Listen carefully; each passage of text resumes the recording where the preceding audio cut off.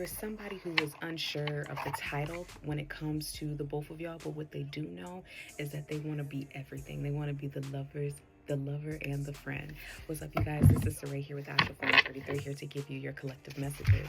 Dear Source, dear higher selves, we thank you so much for allowing for us to be able to come together in time and space to do this reading.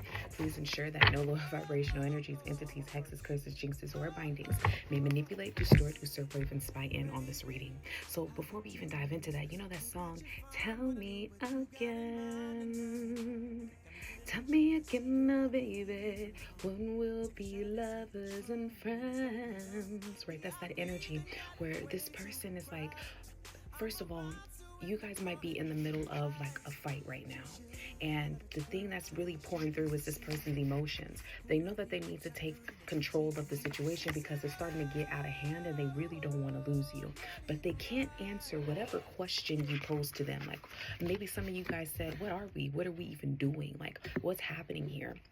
And some of you guys, and I hate to give this message because I know how I am, and I've been married for 11 years, okay? So, but at the same time, there are some times when people cannot put to words what it is, like a title on something. And sometimes the reason why is because they have wounds. Some people feel like every time I done gave somebody a certain title and we moved forward with it, the like shit start hitting the fan. Let's see what wound is coming up here. Thank you. So it's definitely a wound, and it says the soul widow.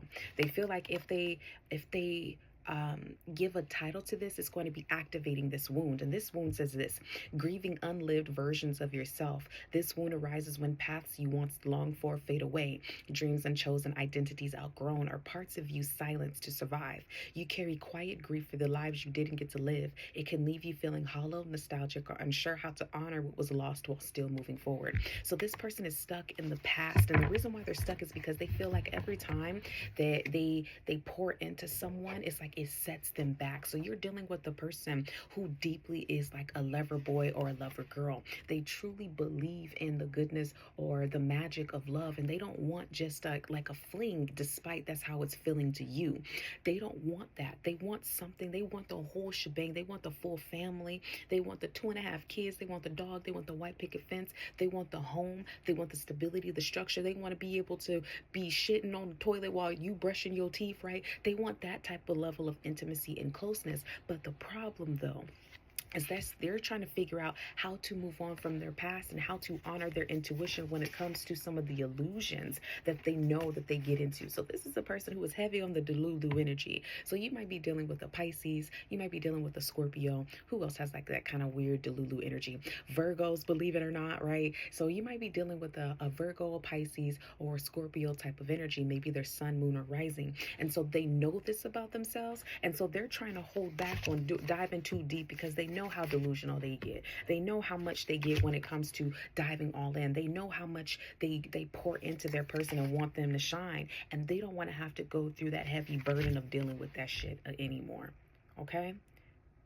So it's not that they don't love you. It's not that they don't care about you. It's the fact that they are dealing with some other things. Like they're dealing with the fact that they know how they get, and they're tired of taking 10 steps backwards just because they're dealing with the person, and the person isn't willing to reciprocate or pour into them at the same capacity that they're pouring into them. Does that make sense? So they're afraid to keep pouring so much into a person who doesn't have the capacity to pour back into them at the same velocity. Let's get some more information here.